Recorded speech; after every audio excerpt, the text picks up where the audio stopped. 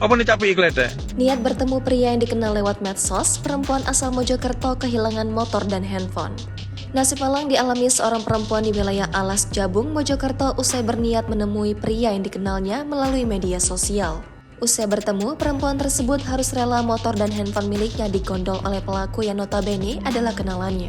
Nasib wanita bernama Santi tersebut viral di sosial media usai diunggah akun @in_formania pada Senin 23 Oktober. Dalam unggahan tersebut, tampak seorang wanita yang sedang kebingungan dan berdiri di pinggir jalanan sunyi. Tampak bagian kanan dan kiri jalan yang masih dipenuhi dengan pepohonan besar. Pengendara yang menyadari tingkah tak biasa korban pun langsung mendatangi dan mengecek keadaannya. Dan benar saja, perempuan yang diperkirakan berusia belasan tahun tersebut baru menjadi korban penipuan. Ia menuturkan sedang bertemu dengan laki-laki yang dikenalnya melalui medsos. Namun, malang wanita tersebut justru menjadi korban penipuan lantaran motor dan handphone miliknya digondol pelaku. Terlihat perempuan tersebut masih begitu polos dan kebingungan hingga mengundang rasa simpati warga yang berada di lokasi.